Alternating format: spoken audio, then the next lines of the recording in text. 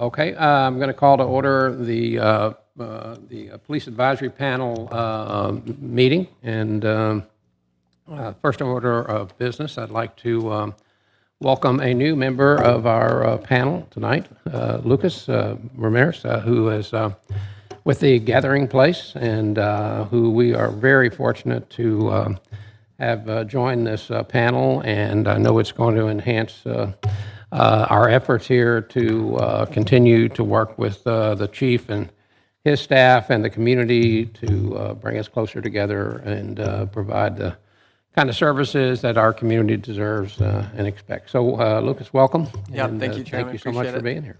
Thank you. It's great to be here. Thank you. So first I would like to, could I have a motion? I think Rose has provided, thank you, Rose, for being so patient with all of us through this process, and provided the minutes of our last meeting. And so I assume you've had an opportunity to review those, and if I could get a motion to approve those minutes? So moved. This is Frankovich. A motion and a second? Second. Been approved and seconded, and the minutes will be accepted as submitted. So, Chief, this meeting seems like it's been a long time in coming, but I know you guys have been incredibly busy, and thank you and your entire team for your efforts. First of all, locking up some bad guys, which was you guys did great, and the prep for the hurricane, and so we appreciate all your efforts, and thank you for continuing to work with us on pulling together the information for this meeting. And we'll proceed forward with your first agenda item, which I believe is our progress on accreditation certification and where we are with that. And we're all, as you know, extremely anxious and excited about getting this done. And welcome back to the Commissioner Quinn. We've welcome back, and through his efforts, this accreditation process, it's going to get done, right? Yes, sir. Okay. Most definitely. Let me begin by saying good evening to the distinguished board, Mr. Chairman, and those viewing in from the virtual aspects. It's an honor to be here before you today. The agenda calls for us to, as you stated, to first address the updates on certification and accreditation.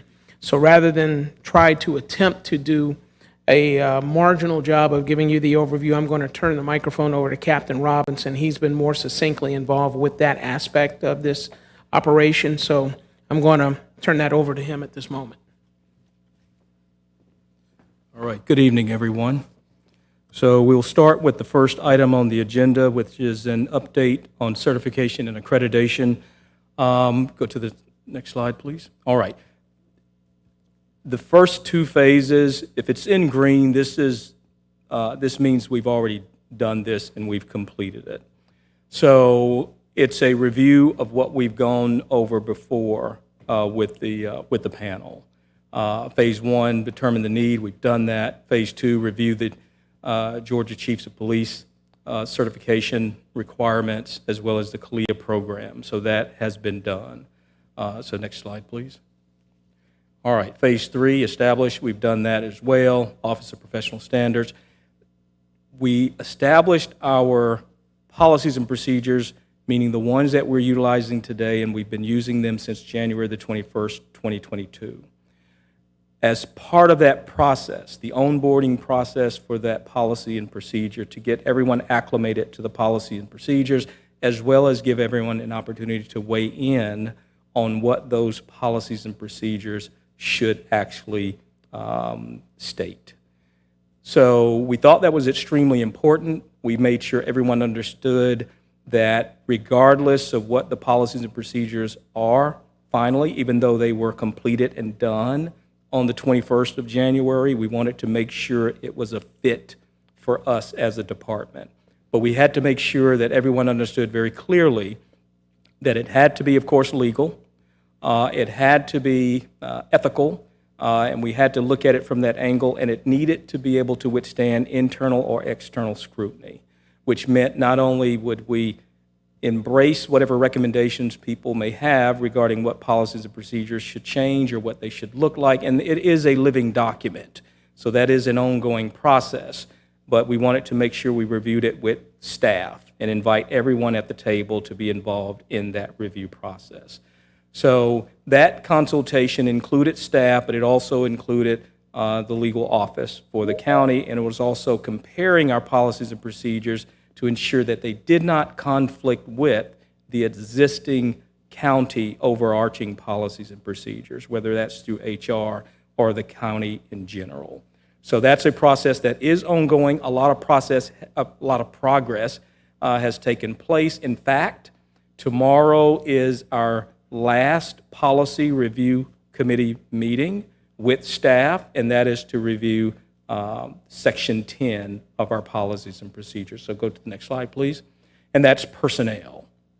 So the first 9 we've already gone through with staff.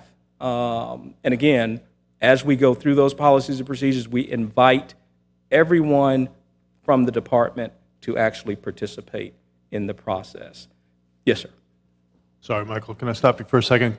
Quincy, do we have folks waiting in the lobby to be admitted? And who was it? Okay, thank you. Gotcha.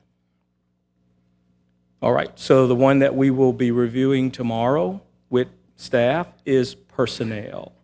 And we're reviewing them in a way that not only ensures that it coincides with the way in which we feel the organization should operate, but also ensuring that it matches and meets the requirements associated with certification and accreditation as well.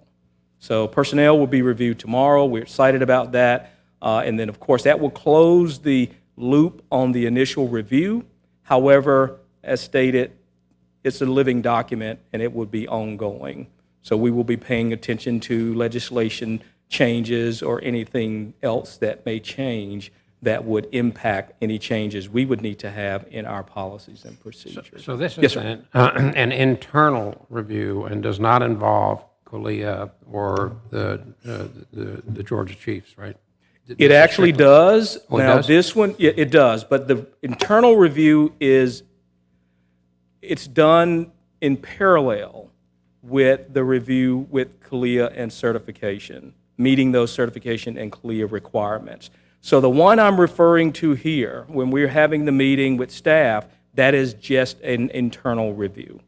But simultaneously, a parallel approach does include ensuring that after we've done that internal review, that we are ensuring that it meets the mark associated with our goal of obtaining certification and accreditation. So that happens at the same time. Yes, sir. All right, next slide, please, sir. All right, again, phase 4, identify and implement, continue efforts to identify and implement standards of both programs. We are doing that as we speak. And this, of course, as we talked about before at a previous presentation to the PAP, that this is done as an informal internal review of all the standards, certification and accreditation standards. One's 140, one's 180. And we'll get to that in the next slide. We are reviewing all those internally first, that internal review process that we are on track to achieve before the end of this year, which was one of those goals. Our next one.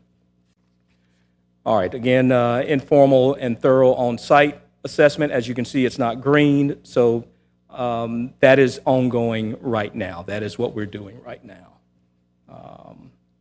We do attend those Georgia Police Accreditation Coalition meetings. We aggressively attend those. We try to send the whole staff, but we try to at least have one person attend. This is the meeting in Forsyth, and those are done every other month.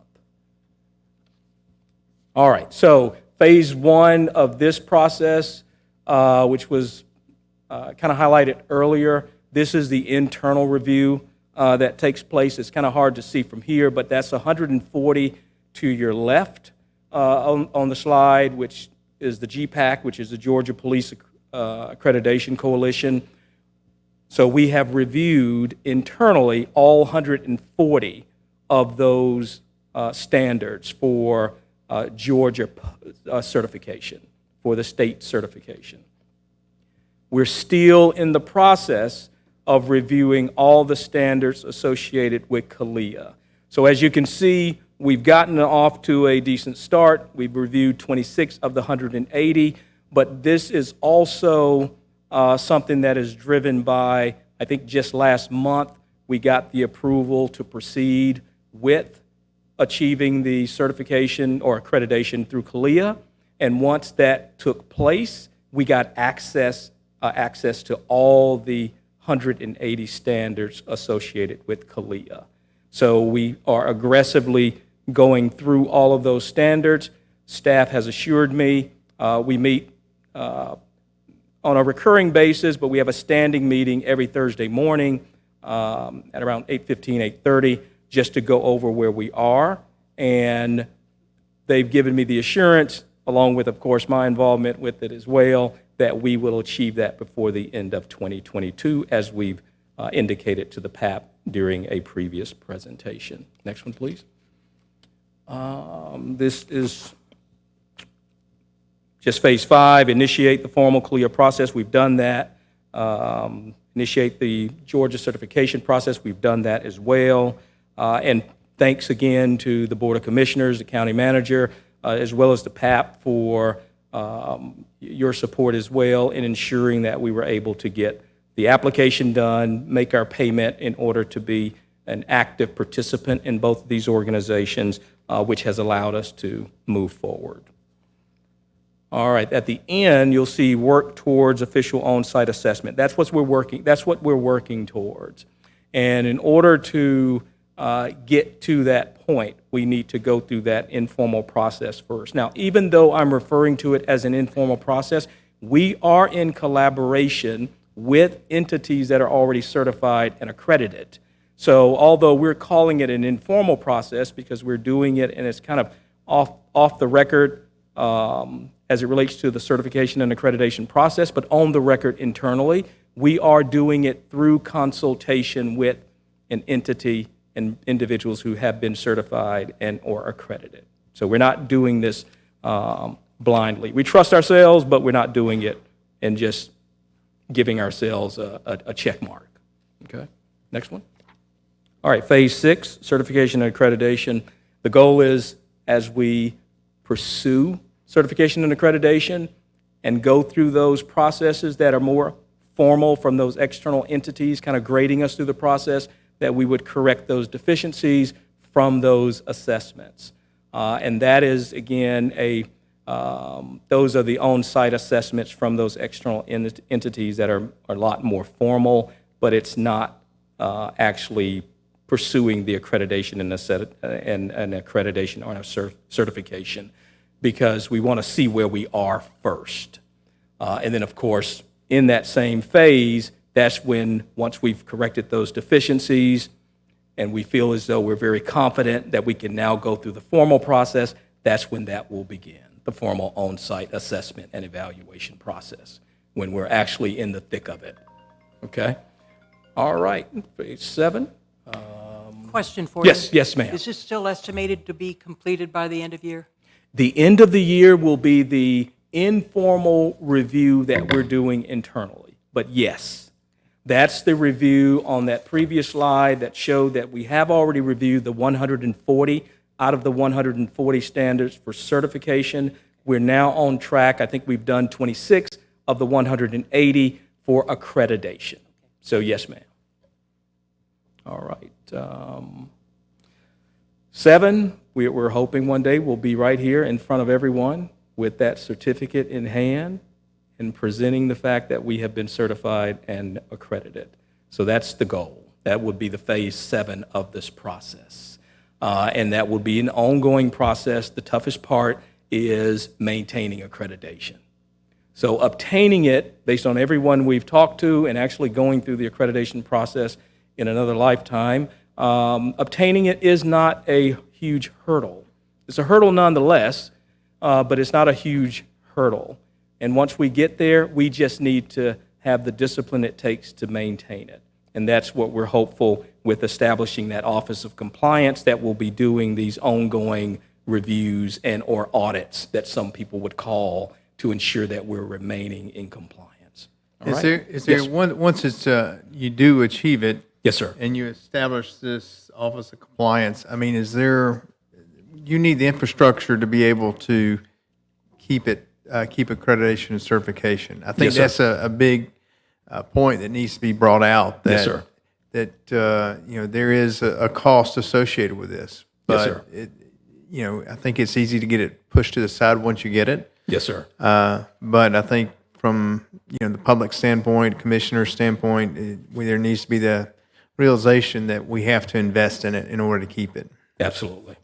Very well made point, sir. And Commissioner, I'll add to that. It's in some cases, and I think a lot of us have some experience here with different accreditation groups or bodies. Sometimes it's more difficult to maintain than it is to get initial Absolutely. accreditation, and so it's a lot of work once you get there. Yes, sir. But then to keep it is almost in some cases more work. Yes, sir. That's when the real work begins. You're absolutely right. Absolutely right. Quick question for you. Yes, sir. Can you, on an educational level, speak to the difference between certification and accreditation? Yep. The CALIA offers the accreditation.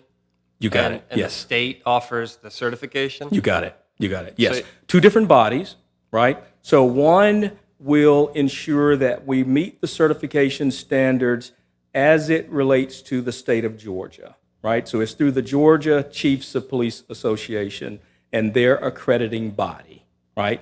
So it's a local certification in the sense that it's applicable to law enforcement agencies within the state of Georgia. And then the CALIA certification is kind of an international accreditation. And it gives anyone who's inside an organization or outside of the organization the assurance that you are operating above board with what would be an acceptable standard for a law enforcement agency in and around the country as it relates to CALIA accreditation. Does that answer your question, sir? Yeah, it does. Thank Okay. you. And is there a reality in which you can get the certification and not the accreditation? And obviously, the objective is to get both. But Absolutely, absolutely. Well, the reality we're hoping for is that we may get one before the other. Okay.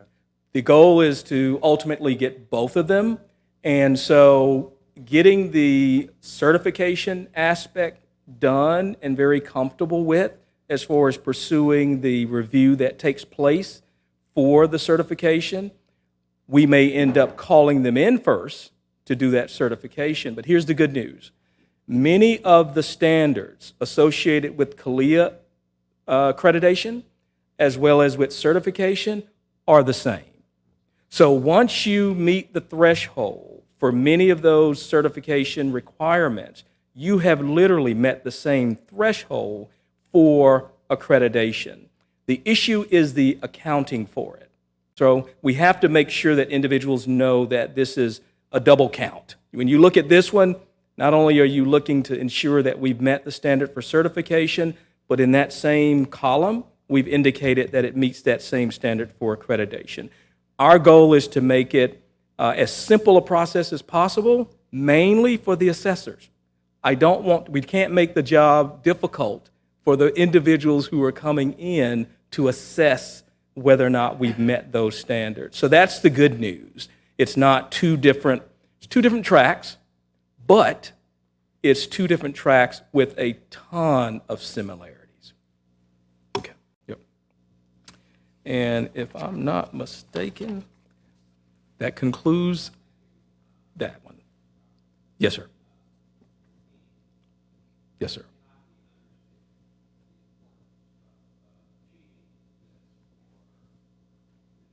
Yes, sir.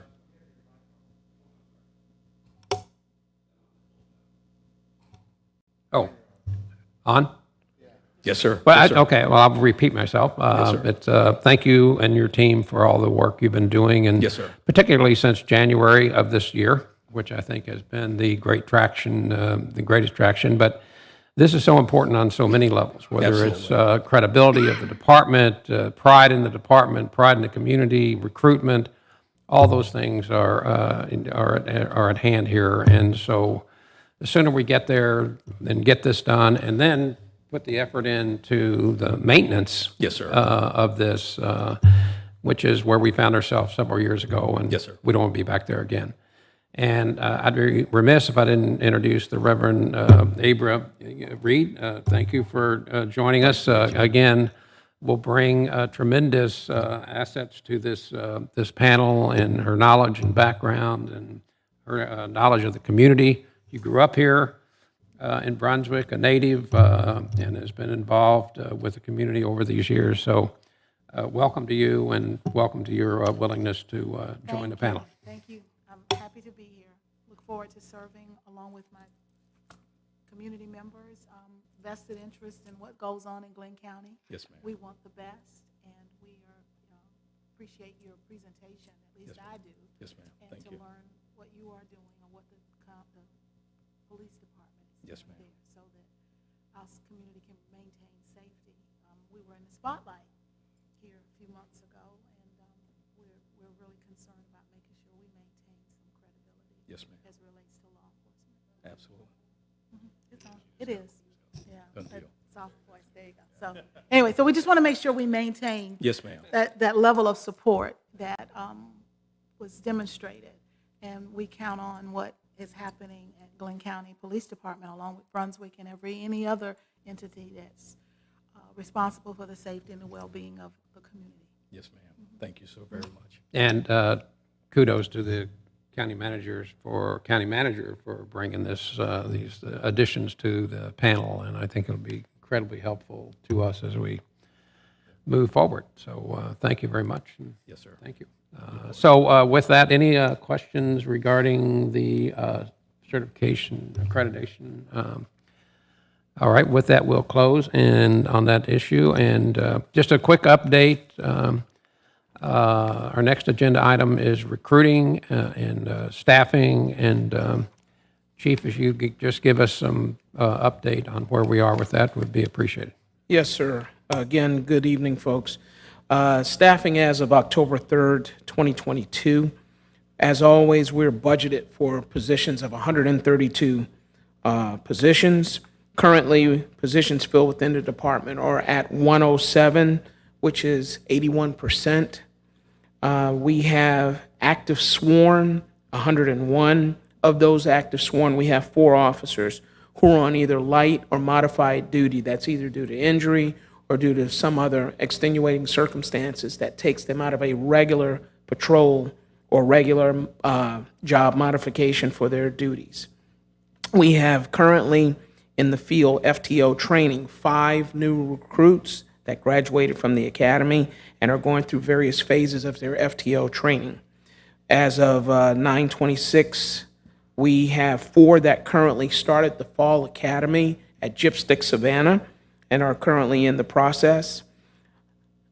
As far as recruiting, we have 23 candidates currently in the process for that. We have currently 5 certified, 18 non-certified that have expressed interest in joining and wanting to join the department. To date, we have interviewed 5 of those as of September 26, and we have 6 more scheduled to be interviewed on October 6. We would love to get more interviewed at a quicker pace, but of course, the issue is not necessarily their background investigations, but simply making sure we have all of the right accommodations put in place so that they're able to go ahead and proceed with the interview. And one of the things that we will speak about is the new requirement that we're requesting along with several other departments in the state. If you shift to the next slide, please, it is a virtual. Let me correct myself. How are we doing our recruitment strategy now? That has been a challenge in the past, but I think we have locked on to something that will be a lot more positive in how we are bringing the necessary personnel to the stage. We are doing virtual interviews now for those that cannot travel forward to actually do the interviews in person, either due to job constraints, job issues where they're trying to come from. We're actually working with the college campuses with a better scouting program. The QVC code that you see on the right, something very easy for individuals to access, either online or in person, where they can just pass their phone over the QVC reader, and it gives them the full implementation of how to become a candidate and or an actual employee for Glynn County Police Department.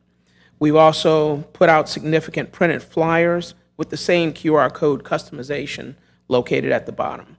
We've relied heavily on social media marketing. As you know, this generation, nothing is done without the cell phone and or social media, and if it's not in that location, they don't believe it's really in existence.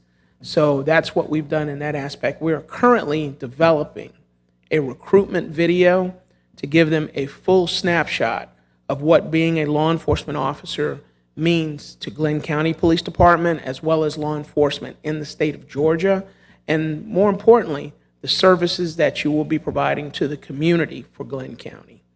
One of the things that we're doing also to not have people scrub out before going to the academy, several departments, along with ourselves, have now implemented a physical agility test prerequisite. For those of you who do not know, it is a physical agility test that you have to complete within 2 minutes and 6 seconds, where they run through the full course prior to actually being considered as a candidate moving forward to become a member of Glynn County Police Department. Basically, if you have not passed that, you cannot proceed further into your interviews and or possibility to become an officer, but you are welcome to retry again at the next phase if you can't pass it. The idea is not to turn them away completely, but to make sure they are ready to pass the physical agility test once they go to that phase in order to report to a GIPSTIC sponsored academy. And this is for non-sworn only at this time.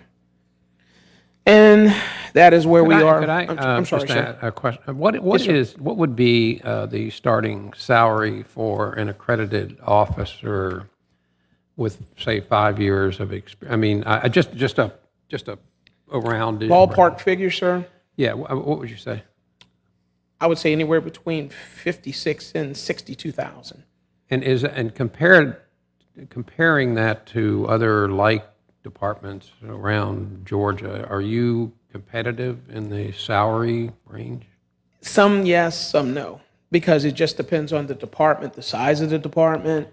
Because we are considered a large department of 100 or more officers, we have a very smaller structure of the duties and responsibilities. So to get someone to match the necessary standards for that level of training, and they come, say, from another department, you have to also make sure they're staying compensatory to the other officers in the department and they're not outscaling them price-wise. Because if you do pay them a considerably larger salary based on experience outside of Glynn County, it has a tendency to cause a little bit of fervor in the department itself. Okay. So would you say you are reasonably competitive from a salary perspective? Let me first state that all law enforcement is severely underpaid to begin with.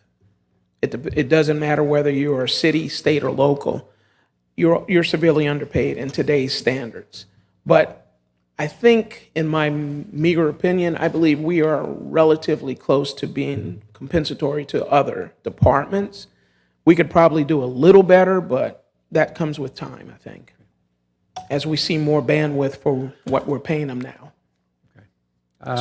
Any other questions? Yes, I have a question, just a comment, or maybe you Yes, can ma'am. explain, but, you're below where you were in May, and you're below what you were last month, but you're already below what you were in May, based on the numbers. Is it a retention issue, or, obviously, I know that they've gotten new salaries since then. and Yes, ma'am. Made a number of improvements on compensation packages, and I know you're addressing their shifts and getting their input. So what is the latest? The latest basically is that officers are seeking opportunities elsewhere. They're being recruited elsewhere. All departments are suffering with low manpower issues. So they're basically chasing the dollar. What is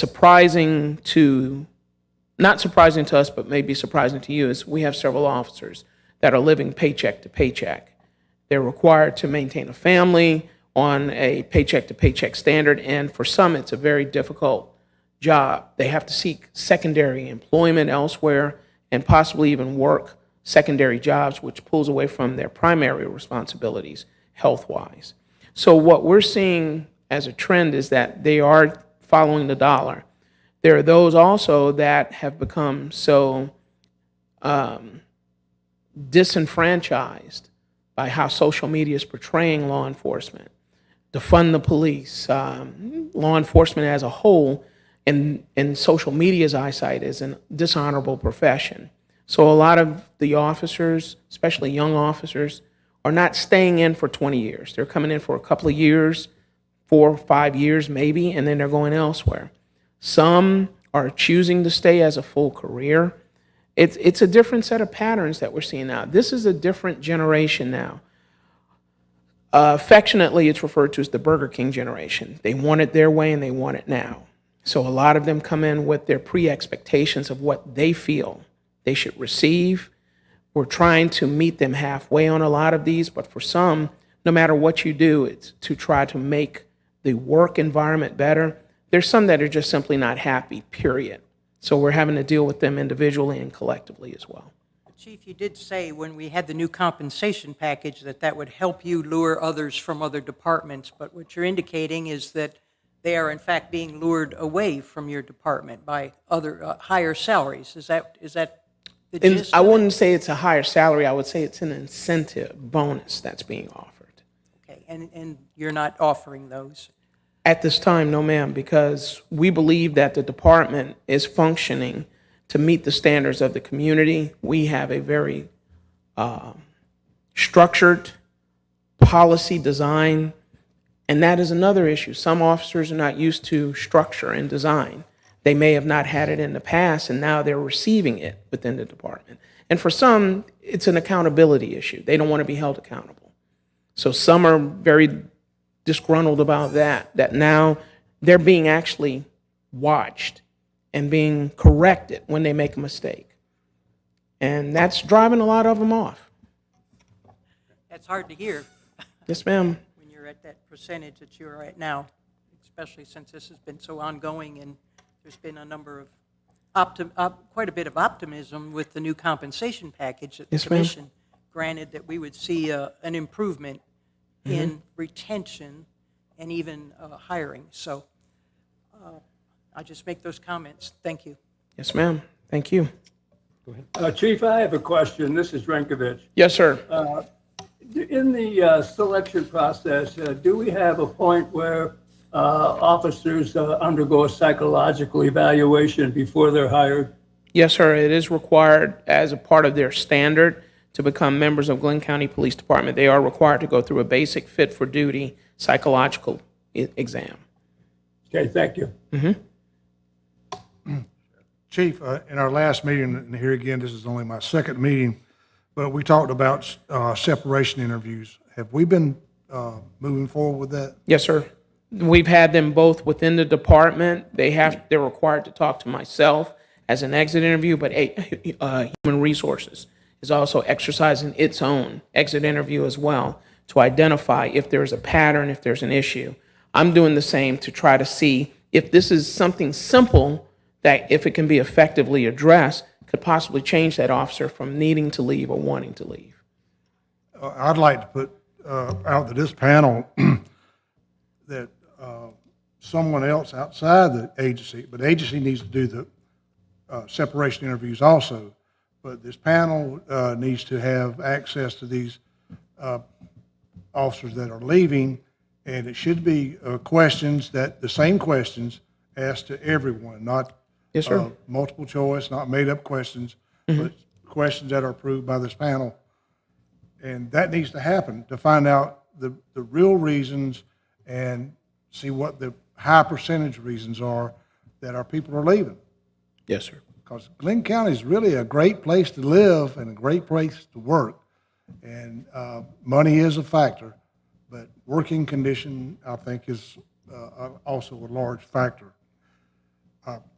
My next question is, what is the Glynn County Police's department's supervision versus officer ratio? I'm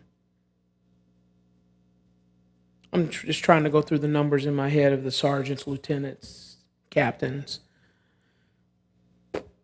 I would, if I had to guess, I would say that the command staff or supervision staff makes up roughly between 20 and 30% of the department at this time.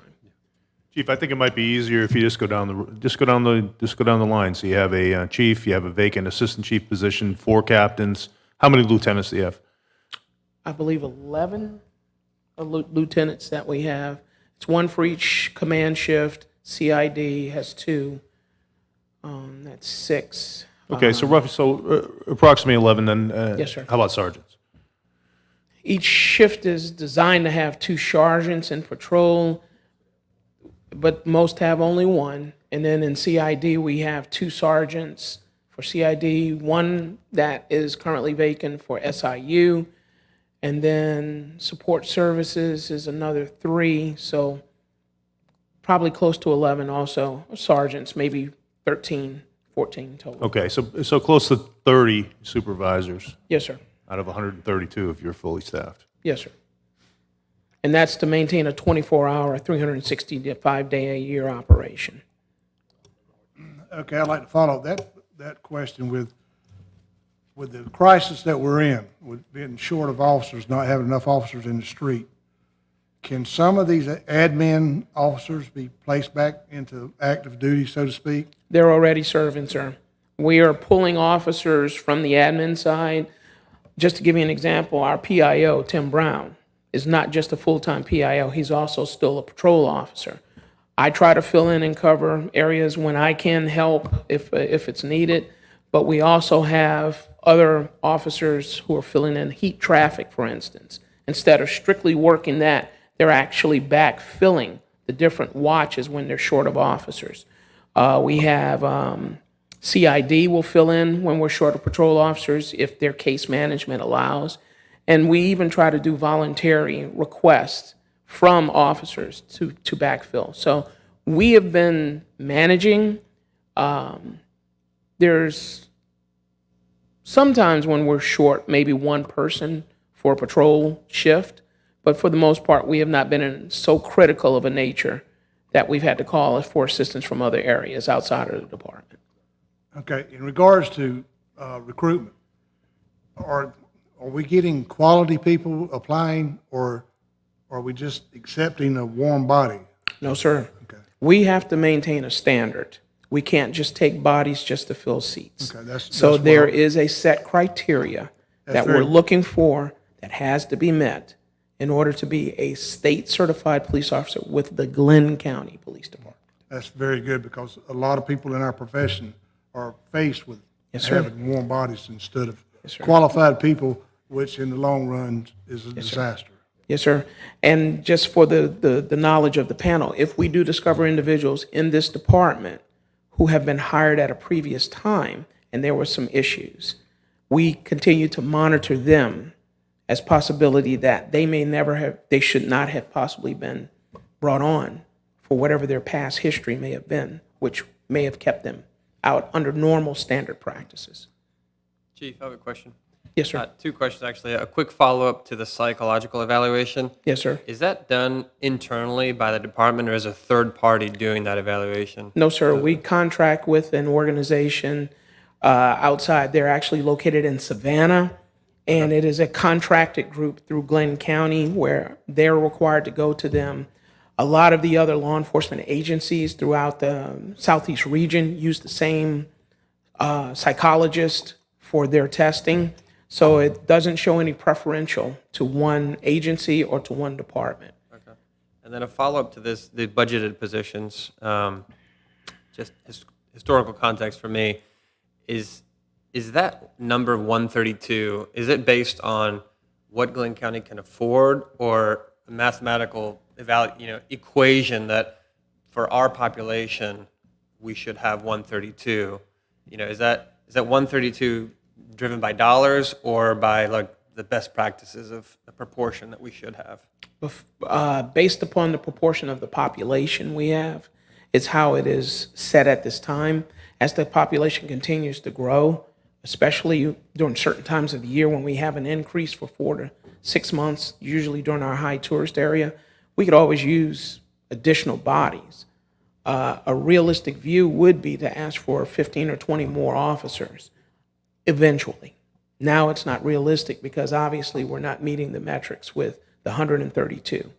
But in order for us to successfully be able to manage the standard patrol operations, the standard CID operations, and then still give way to other specialized programs that we're going to speak about this evening, we really could require additional bodies to successfully manage all of those and bring better bandwidth to Glynn County Police Department and the community as a whole. Well, one of the purposes for this panel is to sort of be the eyes and ears of the commissioners Yes, sir. and to report back to the commissioners, the Board of Commissioners, the needs of this department, not only in terms of accreditation, but also in terms of your ability to serve and protect the citizens here. And so if there are things that need to be put before, and I know you talk with with Bill and the commissioners, but are there things when you see, when you're interviewing these individuals who are leaving the department, Yes, sir. and you're hearing these issues that they are facing, can the commission, the Board of Commissioners, the county manager, what do they need to do to get you? Obviously, we've been at this 132 since we've been involved in the department. The population continues to grow. Crime continues to grow and evolve. Yes, sir. But there's been no change. And I understand your point. If you can't get 132, how do you expect to get 150? Yes, sir. So there's got to be some method here, something we can do to meet these requirements and meet these resource issues that you're facing. So I guess we just need to be honest about this and just say, what do you need? Mr. Chairman? My comment was about the 132. And I was, when you were talking about that, I said, well, I know that the population has increased, but when was that number set? What, is that based on 2000? What, because it just seems low.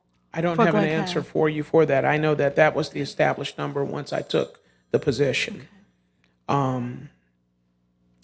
Maybe it could be something that's spoken to after we do some research for you. We can have that set up for you. I and know sent to in you. the community, not just, nonprofits and other organizations look at the population and trends. And I know from 2000, 2005 to, ma'am. 2020, all of that. And Yes, so ma'am. has that information been factored into that recruitment number? Because I understand the challenge of getting to that number, but building and making the case for more Yes, and ma'am. explaining why we need more, because it's evident when you look out in the community.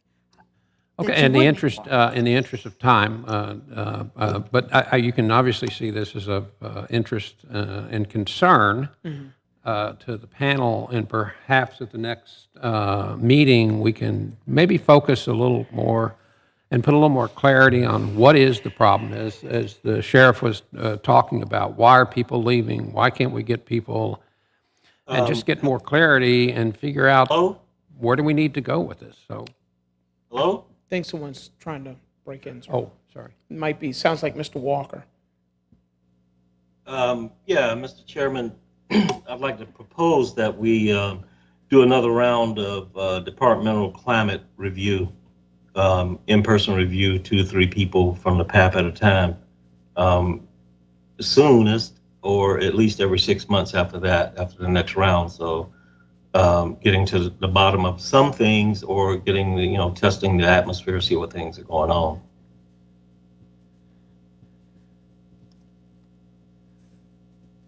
Yeah, so just to talk to that, so we did that recently, and we had some results. We didn't get as many surveys turned in by the officers as we had hoped.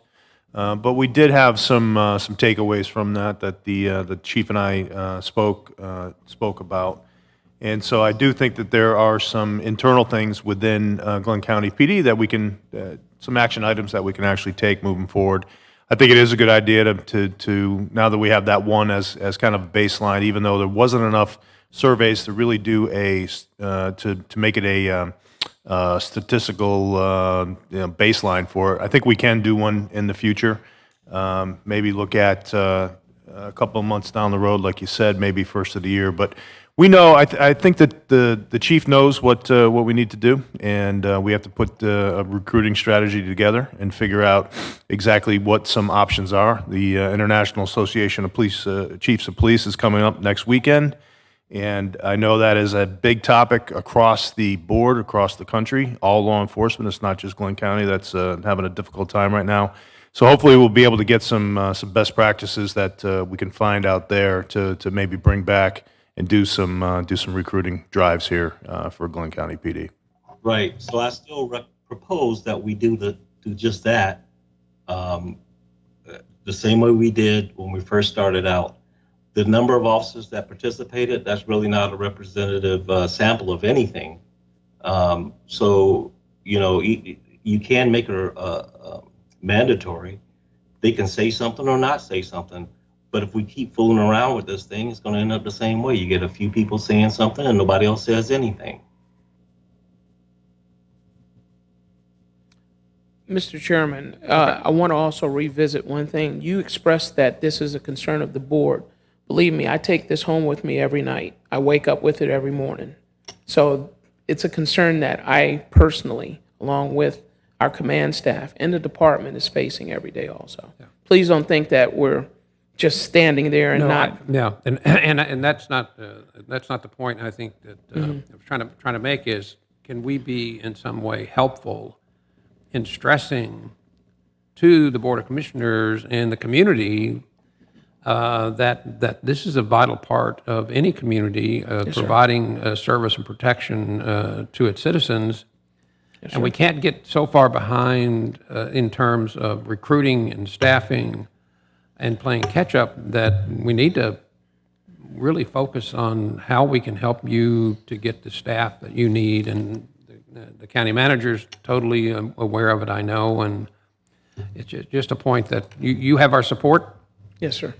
Going forward, and perhaps at the next meeting we can have a further discussion on that. But I think in the interest of time, we need to move on with the agenda. Yes, sir. We can. With your permission, next slide, please. It's going to be dealing with our new concept of behavioral health response team. This was driven by not just the new state 988 code, but we had an opportunity to witness in Savannah and some of the other departments around the state utilization of a specialized team of not just law enforcement responding, but to have health care providers on site with the officers to assess and deal with that person who's having a mental health issue at that time and do the assessment right there, as opposed to having them committed or 1013 for evaluation. So with that being said, we've already spoken. Phase one, as alluded to by Captain Robinson, everything in green is stuff that we have already accomplished. Phase one, we identified the needs and resources. We engaged with the local practitioners from coastal community health and with Gateway to work with us and with other advocate groups to try to provide the necessary personnel to help us to staff this up. Phase two, we had review and assessment. We reviewed programs from other jurisdictions. As I spoke to, Savannah was a huge help in allowing us to come and watch and observe and follow to see how they were successfully managing it. We assessed local programs and local resources in place. Slide, please.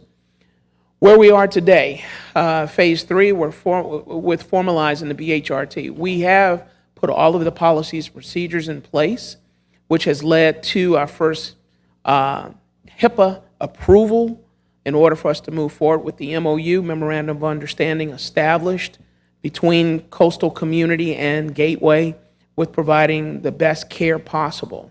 We're at phase two of HIPAA, which is pending to close out any other issues, because you have to be very careful with dealing with a person with their medical history, how you store it, how you deal with it, and making sure it doesn't fall into the wrong hands, which could prove to be a litigious and or damaging action for them at a later date. Where we're hitting our big hiccup right now with our MOU pending is exploring funding options. We found out that we have to, as a department, in order to enter this partnership, have roughly 65,000 initially to have a contract position from one of the agencies to have that licensed clinician in place with us. So we're searching now to find that additional funding in order to get that bandwidth moving forward and to be able to bring on either a licensed clinical social worker and or a licensed professional counselor to put into place. And the current recent legislation in the Georgia, I thought that provided, it didn't provide that. I thought it provided a funding mechanism for that. Are you aware of that? No. We're not aware of that one, sir. So I'll have to research that and have an answer for you. For 1013, I think, Yeah, I think 10 that comes yeah, I up, that comes up this coming session. Oh, okay. Yeah. Okay. But we're also Okay. exploring other grants that possibly may be able to help us with this. The grants that we looked at prior would not allow us to utilize the funding for these particular state or private corporations. Sir? Ma'am? Chief, am I to understand that with this behavioral health response team, are they actually will they arrive at the venue of the alleged crime? Yes, sir. They will be assigned with the officers. And the next slide will speak to that. What it is they are on call for service 4 hours a day. They will be stationed at the department and or riding with an officer who has received the CIT training to that level. So when a call comes out during that shift of an individual that may be experiencing a mental episode, their primary responsibility is to get that clinician to the site to deal with that person, along with possibly a faith-based worship person and a social services person from Glynn County to be able to address whatever the needs are right there on the street. Now, is this process going to hinder the arrest of that individual? It may not require an arrest based upon their assessment. In the past, what we've done is always taken the person into custody and then either bring them to Gateway and or take them to the hospital for assessment. They can do the actual physical assessments right there to determine if there is an issue that the person needs to be taken into custody. In regards Or to 1013, excuse me. In regards to time and safety, wouldn't it behoove us to take the person to the detention center and have those people evaluate them at the facility? They're secure, they're not going to run away, and hopefully they will not commit another crime. If they're released at the crime scene at 3 o'clock in the morning and they commit another crime at 4 a.m., we're liable. They won't be released, sir. Okay, What I'm that's- trying to that's- get you to understand. That's what I understand. Yes, sir. When they're 1013, they're going to be taken into custody. The simple process is to determine before they go to that facility. You have to remember also, for a lot of people with mental health issues, when they see a uniform, a badge, and a gun, it takes them to a different trajectory. So if you have a softer approach of an officer in a plainclothes design, along with a clinician right there who knows the right thing, along with CIT-trained personnel, who know the right things to say to that person to at least establish a baseline with them. They may not necessarily have the same level of trauma as a result of just two officers arrive, taser, custody, handcuffs, that type of thing. So I'm sorry, go ahead, sir. I'm fully aware of that. I mean, I was in the business for 35 Yes, years, sir. but I'm worried about that social worker being placed in that environment in a Social terrible worker- situation. That Social where is worker- our liability on it? And my second question is, how long is this going to take for that officer to be out of service? Well, the idea, that officer that's assigned to them, we only have 23 or 25 officers who are currently CIT trained. So they would be the primary ones on the scene dealing with that, along with the regular patrol officers. It's an on-call status. So if they do come across that situation, Their job is to quickly evaluate and quickly resolve the situation, not only for the good of the person who is in distress, but for the community as a whole, as well as the safety of the officers.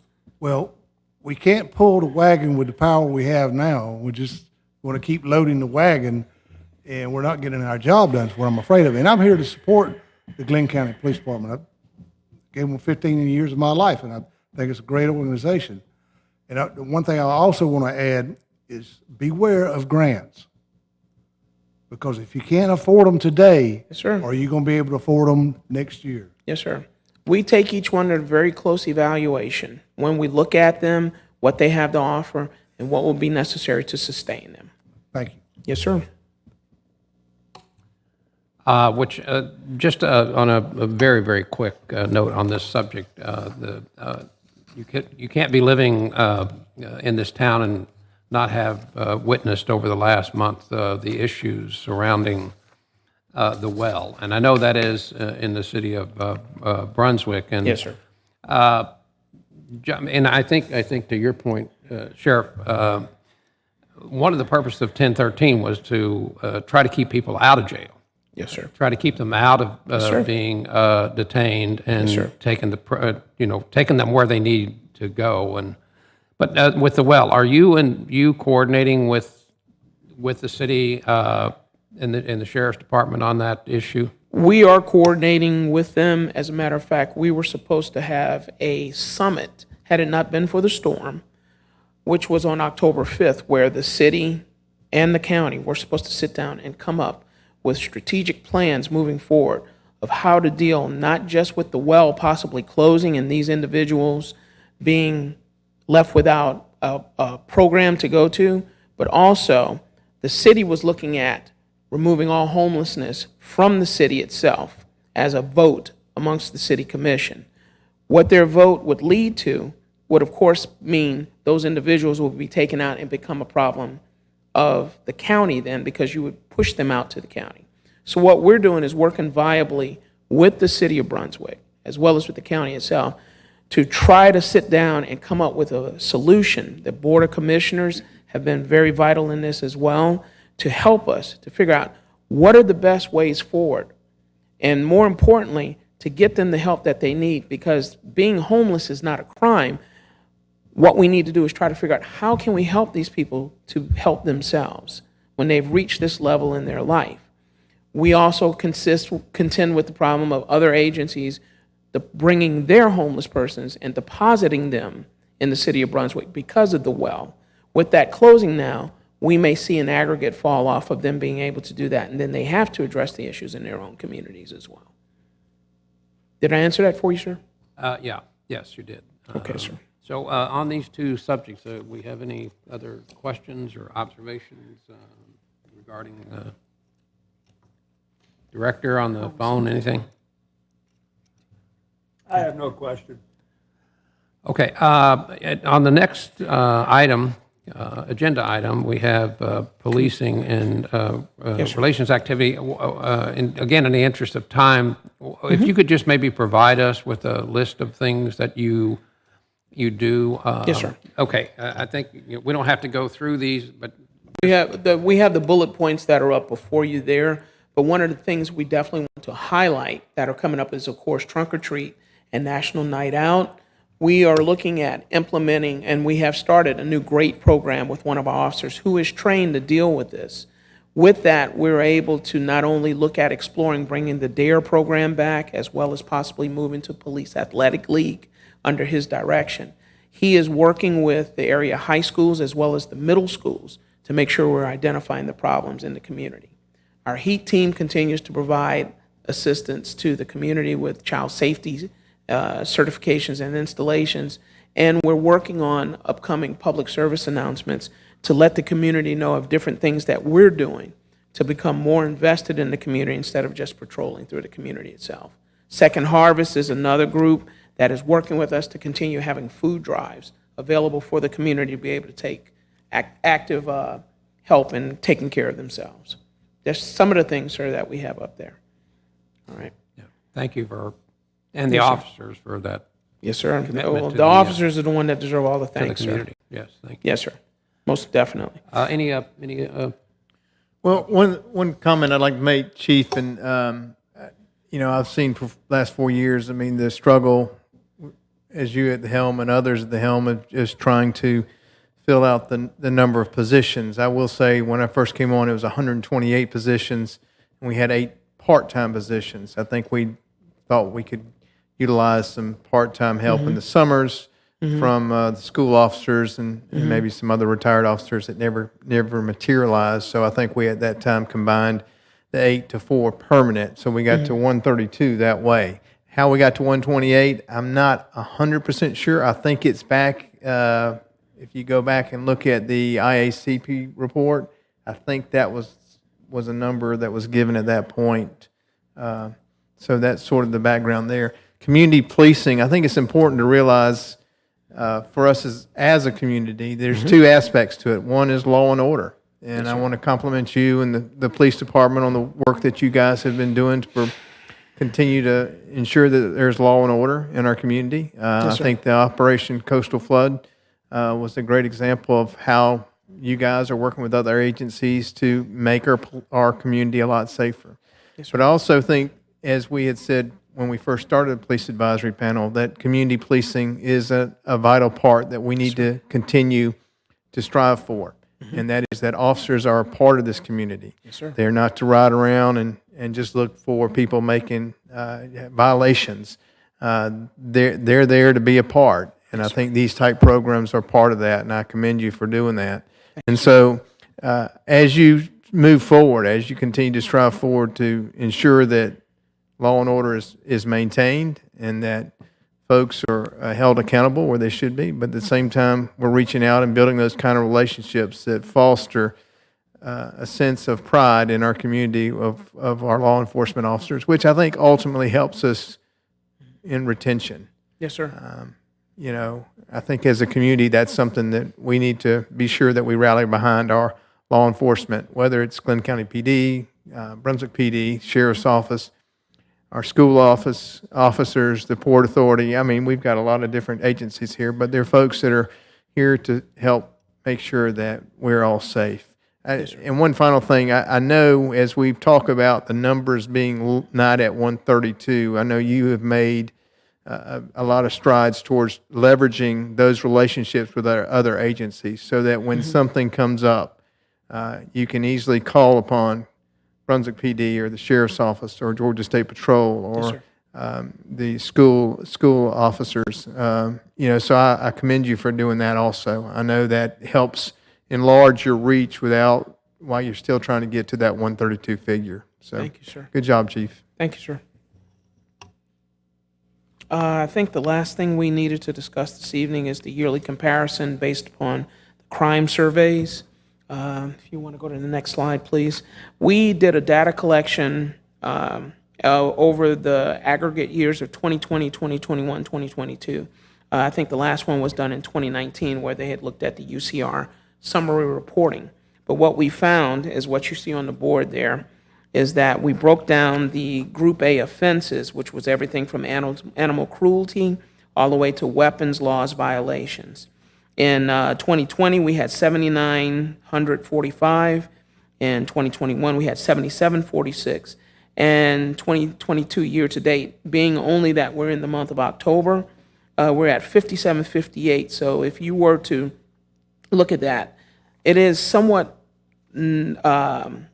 on point to keeping it roughly around 7,800 across the board based upon the various crimes. We did see some rides and some falls, of course, most specifically in assaults, and then, of course, also dealing with larceny, theft. It is a severe fall off because we are working in partnership with a lot of these corporations and a lot of these 501c3s and a lot of these Fortune 500 companies to help them to keep themselves from becoming victims in the community. We go out and do safety briefings. We go out and do security briefings, et cetera, et cetera. And next slide, please. With that, the NIBRS standard has been shown as well. If you look at the next slide, which is the Group A comparisons, the heaviest areas that we're seeing, of course, for 2020 was actually in 2021, 2022, we have, 2020 was our highest year, excuse me, sir. I'm looking at it backwards. 2022, we haven't quite reached December yet for a full year, but we are well below what we would have seen in prior years. So either we're doing something right or the community is working alongside of us even better to stop a lot of these crimes that we're seeing through social media announcements that we put out and awareness training that we are giving the public also to help them, to help us do a better job, because they see things often that we don't see, and they step forward to help us. And those are the numbers that you see there. I'm thinking closer to the end of November, December, we'll put another chart up for you to see what it was in comparison for the yearly dates. And that should give you an idea where we are at the end of the year. Is that material on your website? Yes, sir. So the public has access? Yes, sir. To see this. So Another attempt this to be is more actually- transparent with the public. Yes, sir. This is actually a good picture. As far as, I'm concerned. Yes, sir. I believe. Now, of course, with Yeah, I think the public does need, I think this needs to be stressed, that, what we're seeing here is a safer, more secure community. We're not dealing with kinds of, crimes that other places may be. Maybe that's even a recruiting tool for, to bring in individuals. So this would be an interesting monthly sort of update for, I think, the panel. And does the commission, does the Board of Commissioners get this, David? No, I have not, it's the first time I've seen it. Yeah, that's helpful, I think. And these are offenses, type A offenses in the county, that excludes the city. that is correct. It's the county. Okay. Oh, so this is not including Brunswick City No, sir. stats? It's just Glynn County, period. Okay. So those numbers are going Because down? both agencies are required to report to UCR in separate databases. Okay. So, and then, of course, the sheriff may have his own set of standards that he has to report as well. So But this are is you- what we're seeing as a county violation, or violations. So are you focusing on where these crimes are being committed? Yes, sir. And are you resourcing based upon where they're happening and where you're putting your officers? And Yes, sir. Okay. We're doing hot spotting. We're doing, as far as putting them in the areas where we see a greater rise. We continue to build different task force groups in the future. We're seeing a rise, of course, as you know, in the violent crimes, gangs. So one of the excellent tools that the county manager was able to help us was to get in touch with the U.S. Marshals Strategic Task Force. They helped us immediately get 36 off the streets, a lot of those being gang members, drug dealers. One thing I want to point out with Coastal Flood that just came to light today, that we knew about but just didn't really give it much highlight, one of the arrestees from Coastal Floods is a subject who was involved in a sexual assault of his own 13-year-old daughter back in 2020. And for 2 years, he eluded not only Glynn County Police, but Brunswick Police and everyone, because he was out of the area, and he would come back and forth as a cultural thing. But the Coastal Flood operation was able to bring him to light. Well, that's a great example. And he's of, currently in custody and without bond. and it's a great example of coordination among law enforcement. So you're to be committed, and the county manager bringing that together as well. So. Yes, sir. But this would be a statistic that I think is worth tracking and worth making sure the public understands just the kind of work you're doing and progress you're making in terms of crime. Yes, sir. Serious crime. So, Yes, sir. any other comments, questions on that issue? So Chief, if you could just, let's have Tim follow up with Katie, because that is a story I think that we need to make sure that we highlight. We had already started working on that for you, sir. All right, and just going back to coastal flood, one of the things I don't think it got the coverage that it deserved if you think about what that operation did, first of all, they came in, worked with Glynn County PD to identify 600 open warrants. They brought it back. They whittled it down to 100 that they felt were in a category that needed to be investigated. Got that down to 63 violent offenders. And so keep in mind that the people that have open warrants are typically the people that are out there committing crimes. And so in one of the cases, at least, these people have multiple warrants. So these were 63 people that they targeted. There was one that had actually 17 outstanding warrants for various violent crimes. And so of the 63, there were actually 13 that were found that were already in custody. So one of the other areas that we're going to work with the district attorneys on is to look at NCIC, to look at the extradition practices that we have here, because if they are in the area, certainly within a car's drive, we need to make sure that they're into NCIC. But then, the 30 that were arrested, there were 5 that were continued to be arrested, so that's 35.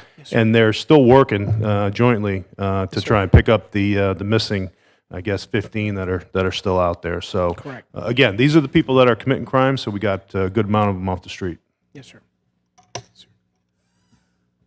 Thank you, Chief. Captain Rose, thank you so much. That concludes, I believe that's the last item on the agenda. Mr. Chairman, did you have, with all due respect, did you have Yes. an idea when you would like for your next PAP meeting? I'm sorry? Date-wise? Date-wise for your next Yeah, PAP meeting? for the new, is there any new business that need to be brought up other than, no? Oh, so, yeah, we need to, I think Rose suggested the 26th of October or the November date? November, yes, sir. I forget what date in November did you have? 2nd of November, sir. Yes, sir. Seeing as how this is the 4th or 5th of October, why don't we look at the November date Yes, sir. for the 2nd of November?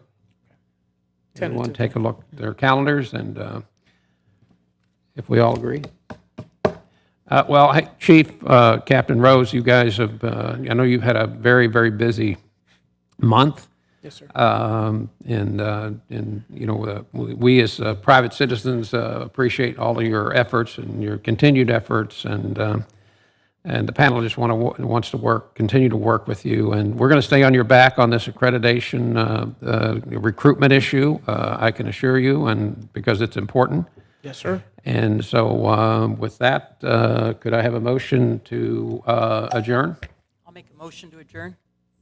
Second, we've been motioned and seconded, and so this meeting is adjourned until November 2nd? Yes, sir. All right. Thank you all very much. Thank you.